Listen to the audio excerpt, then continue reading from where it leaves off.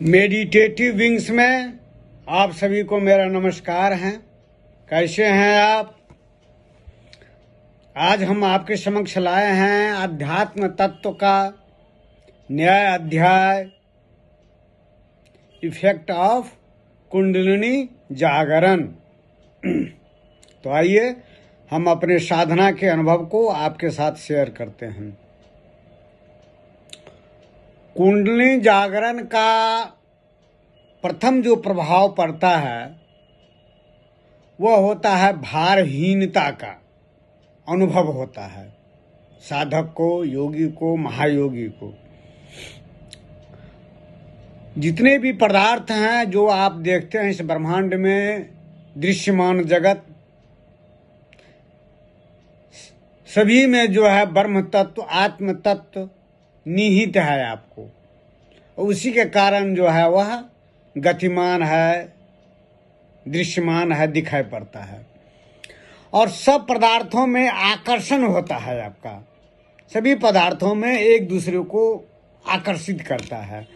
जैसे शब्द जो आप देखते हैं, शब्द, कोई संगीत की ध्वनि सुनाई पड़ता है तो क्यों आप उसके प्रति मुग्ध हो जाते हैं। संगीत भी नाद जो है, स्वर, शब्द शून्य तत्व से ही निकला है। इसीलिए जितने भी प्राणी हैं, पशु भी है आपका, वह म्यूजिक से बहुत प्रभावित हो जाता है और एकाग्रचित हो जाता है। तो इस ब्रह्मांड में जितने भी दृश्यमान जगत है, गतिमान है, सब आपको एक दूसरे से आकर्षण है, उसमें आकर्षण। और पृथ्वी में तो बहुत ही आकर्षण है, गुरुत्वाकर्षण, वो नीचे की ओर खींचता है। अगर नीचे की ओर नहीं खींचे तो हम आप फुटबॉल की तरह जो है लुढ़किएगा, अस्थिर नहीं हो पाइएगा। तो और तीसरा कारण है जो आपको कुंडलिनी शक्ति जो है मूलाधार में जो है कुंडल मार करके जो है और मुंह ऐसे किए हुए है, सर्वशक्ति मूलाधार को जकड़े हुए है। पृथ्वी तत्व को, क्षिति तत्व को जकड़े हुए है। और जकड़ने से होता क्या है, जो सभी जो है, जो उसमें उत्थान नहीं हो पाता है, वह सबको लगेगा जो वह जो है इसी चक्र में वो काटता रहता है। वो साइक्लिक जो है इवोल्यूशन का, या साइक्लिक जो है, जो विकास का, वह जो है उसी के इर्द गिर्द रहता है। उसको वो पार नहीं कर पाता है। तो कुंडलिनी शक्ति का सबसे महत्वपूर्ण, जो अब कुंडलिनी शक्ति जागरण हो जाता है, उत्थान हो जाता है, चक्र का भेदन हो जाता है, तो वो साधक को, जोगी जो है, भारहीनता का हर एक चीज में, जैसे समस्या भी उसके लिए कोई बड़ी समस्या नहीं होगी। जैसे अंधकार आता है ना, तो क्या आप चिंता में रहते हैं, अंधकार आ गया, अंधकार आ गया, अंधकार आ गया। जैसे आप कहते हैं अंधकार आया है, तो फिर जो है दिन आएगा, प्रभात होगा, सूरज उगेगा, सभी सोचते हैं। तो उसी ढंग से कुंडलिनी शक्ति पूर्ण रूप से अगर जागृत हो जाता है तो उसके लिए कोई समस्या नहीं रहती है। समस्या आती है जिंदगी में, ऐसी बात नहीं है जो समस्या नहीं आएगी, आती है। लेकिन वो समझता है जैसे रात आई है, चली जाएगी, फिर दिन आएगा, दिन चला जाएगा, फिर रात आएगी। तो उसी ढंग से समस्या आती है, आई है, और फिर अपना प्रभाव डाल करके और फिर उस समस्या निराकरण हो जाता है। वो समस्या आती है हमको, आपको कुछ उपदेश देने के लिए, कुछ शिक्षा देने के लिए, आपको परिमार्जित करने के लिए, आपको चमकाने के लिए वह समस्या। यह प्रकृति का विधान है। यह परमात्मा जिसको कहते हैं ना, जिसको सृष्टि बनाई है, तो समस्या जो इस संसार में कुछ भी जो है तुच्छ नहीं है। ऐसा मत समझिए जो इस संसार में जो परमात्मा का जो सृष्टि है वो बेकार है।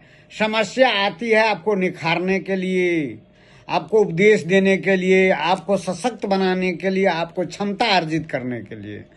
इसीलिए समस्या आएगा और समस्या चले जाएगा। जैसे रात आती है फिर रात धीरे से चली जाती है, दिन आता है, प्रभात होता है, सूर्य का उदय होता है। उसी ढंग से समस्या आपको भी लगेगा जो हम हल्का हो गए हैं। ये कहने से नहीं, जो मैं आपको जो समझा रहा हूँ आप नहीं समझ पाइएगा जब तक कि कुंडली शक्ति पूरी तरह से जो जागृत हो जाती है। तब आपको कुछ ऐसी चीज़ें हैं जो पढ़ने से नहीं समझ में आती है, न कोई अगर गुरु भी समझाता है तो नहीं समझ में आती है। यह वैयक्तिक अनुभव है। साधना क्या है? आपको वैयक्तिक अनुभव है। जब आप चक्र का भेदन करते हैं तब आप देखिएगा हम तो भारहीन हो गए, हम पर कुछ भी भार नहीं है, हम तो निर्भार हो गए। यह जितना भी पदार्थ तत्व है अब सृष्टि जो आप दिखाई पड़ता है, आपको एक दूसरे को आकर्षण करता है, मानव मानव को आकर्षित करता है, पदार्थ पदार्थ को आकर्षित करता है, पृथ्वी तत्व आकर्षित करता है। सबको आप वह भार, इसको गुरुत्वाकर्षण को आप छीन भीन कर देते हैं, आप भारहीन हो जाते हैं। आपके जिंदगी में कुछ भी समस्या आएगी, लेकिन समस्या आपके लिए कुछ आप समझेंगे ही नहीं यह समस्या है। समस्या देखेगा, हाँ आता है। एक साधारण आदमी के लिए समस्या आएगी तो बाप बाप करने लगेगा, चिल्लाने लगेगा, रोने लगेगा, ये क्या हो गया, ये क्या हो गया, हमारे लिए बहुत कष्टमय है। परमात्मा को कोसने लगता है। लेकिन नहीं, कुंडली शक्ति के जागरण को जो हो जाता है जिन साधक में, जिन योगी में, वह सबको तो ऐसे ही देखता है, ऐसे ही देखता। आया गया, यह सृष्टि आई गई, तो उसके लिए कुछ भी जो है विचित्र नहीं लगता है, अनोखा नहीं लगता है। जो भी आता है वह समझता है वो कुछ हमारे लिए। अगर हमारी जिंदगी में गरीबी है तो वो समझिए गरीबी हमारे लिए वरदान है।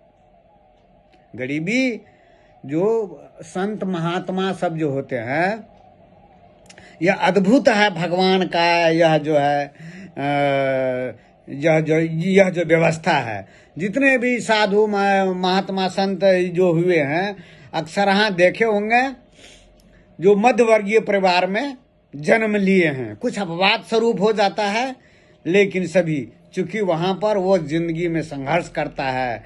आदमी में जो है विचलन नहीं हो, अधिक धन हो जाता है ना, आदमी में विचलन आ जाता है, कुसंगति आ जाती है, वह जो है साधना मार्ग से भटक जाते हैं। इसलिए परमात्मा की व्यवस्था होती है जो क्या कहते हैं,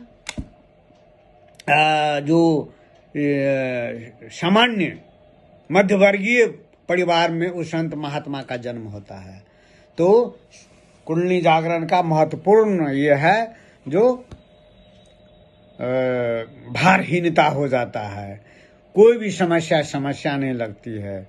सब जो है, जो उनको किस ढंग से मैं व्यक्त करूं, जो जब आप उस स्थिति में होंगे तब आप समझ सकते हैं। मेरी वीडियो को देखिए, एक एक वीडियो को देखिए, उसमें जो मैंने जो है बहुत विस्तार से समझाया है आपको।